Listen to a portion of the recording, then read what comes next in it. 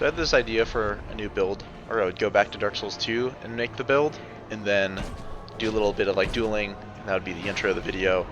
And then halfway through the video, halfway through me collecting footage for the video, I realized I was in the middle of a no death run. I was like, oh shit, I gotta do it. I gotta get that illusory ring, or whatever it's called. So this is just me at the end of it. But basically the idea for the build was gonna be this like hollow swordsman, kind of like a Londor kind of swordsman who would use Ira weapons and stuff like that from Ira, which are all in Dark Souls 2. And then I died at like literally the easiest boss in the game on my no death run. So needless to say, I just stopped entirely with Dark Souls 2 and just went back to Dark Souls 3. So you know, as I do when I make a new build, I go on a Dreadfinger run, getting invaded all the way through the playing the game, just to make it a lot more interesting, because invaderless PvE doesn't really do it for me anymore. Just the danger of playing the level with an invader in it is a lot more fun. So this is just a series of good fights I had.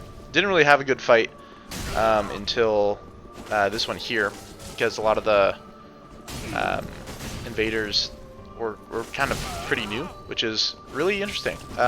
It's encouraging to see new people playing the game, new people getting into the PvE, which is really quite interesting to me.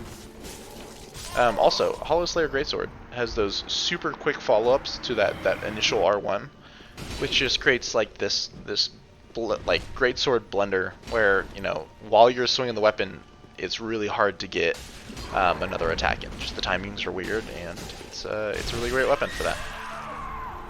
As you see me using, I'm using the Pontiff Knight Curved Sword, which yeah, it's super meta, but it's also super fast and does a lot of damage. I think it does the most damage for curved swords that have that speed. Because after that like Karthus Curved Sword nerf, a bunch of curved swords in that class got a big speed reduction.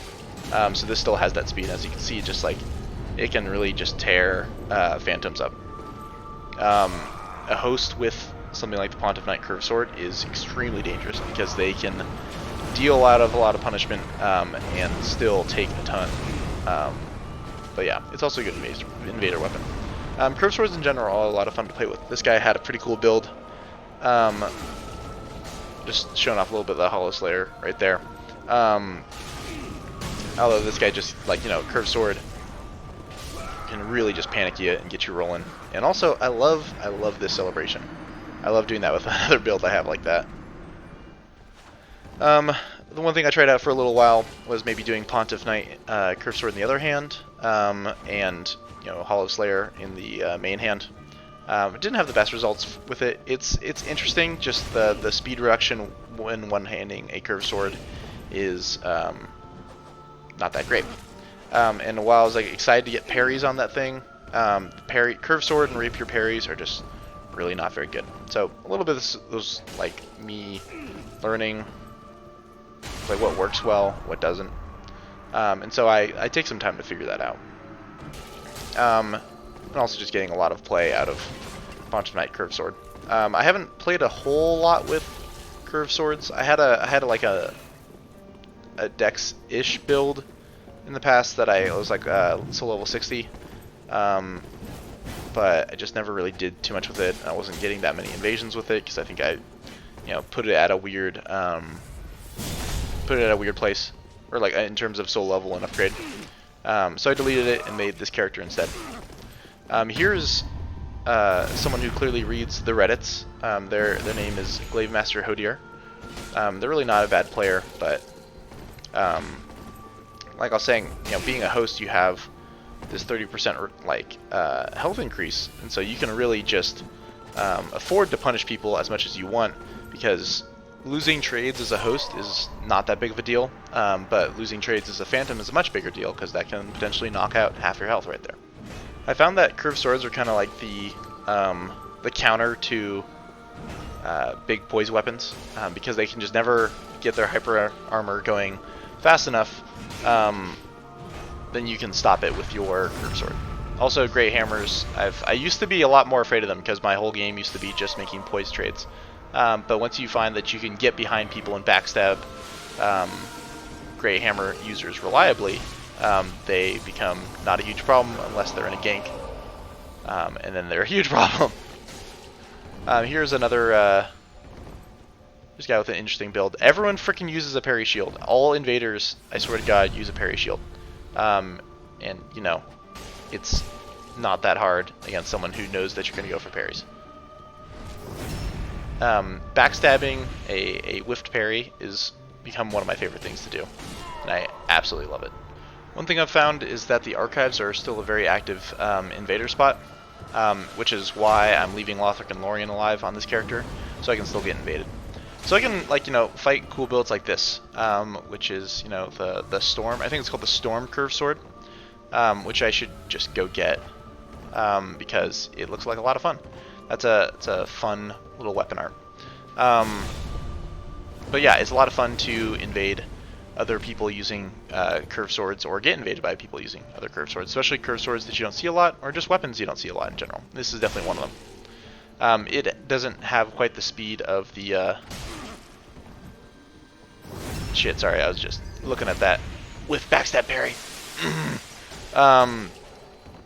Yeah, it doesn't quite have the speed of say, like, you know, the Pontiff curved sword, the Scimitar, but is still an interesting weapon. It's pretty long. I'd like to play with it a little bit. And then there's a lot of invasions where I just got forced off a cliff, which is, you know, a ton of fun. But you'd think I would learn my lesson running along ledges in the Ring City while I'm twinking a little bit. But no, I definitely did not. Initially, these bothered me a lot because it's like, oh, they didn't even beat me, they just forced me off a cliff. But that's what invading is all about, is outsmarting people. Anywho, here is the build I'm using. Ring of Favor and Prisoner's Chain is something I put on basically every build. Nice thing about Dex builds is you can use a ton of different weapons in the game. I put 18 points into Strength because I wanted to use a little heavier things, and also a lot of my weapons benefit from a little bit of strength scaling because a lot of them are kind of quality.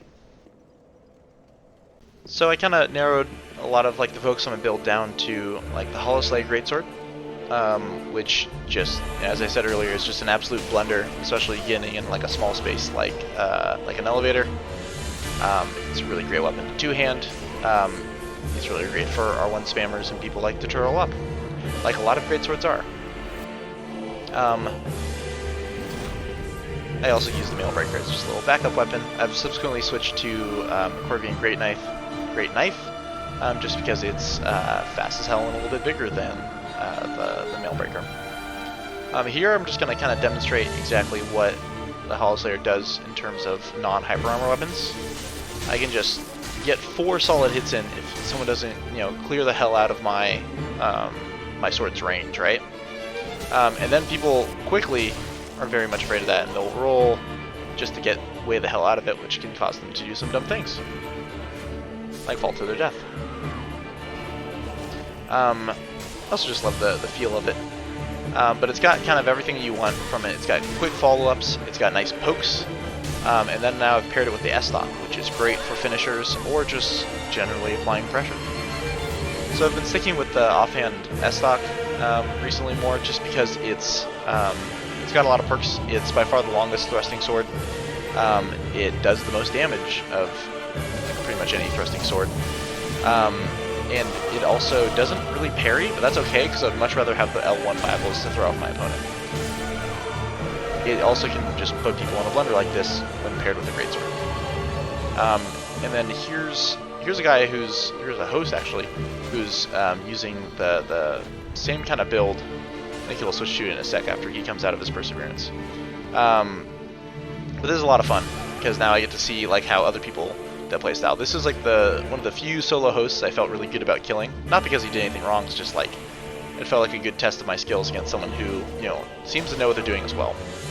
And if I can beat someone who has this 30% health advantage over me, then I feel pretty good about my skills with it. So now I'm going to put it all together in an invasion. But I also just kind of want to talk about the character a little bit. I don't think I do that nearly enough. In this guy, Godric of Londor, it doesn't really matter as much his name. It's more about that he's supposed to be like this inhuman swordsman, which has always been really intriguing to me. Because we know a little bit about Swordsman of Londor from Uria, but it's also really interesting to learn from like, you know, Elfrida's item description that she was once this insane swordsman who then, like, you know, instead chose to wield the scythe.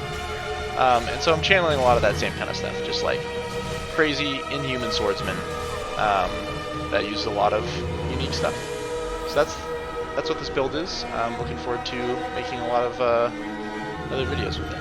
Thanks for watching, guys.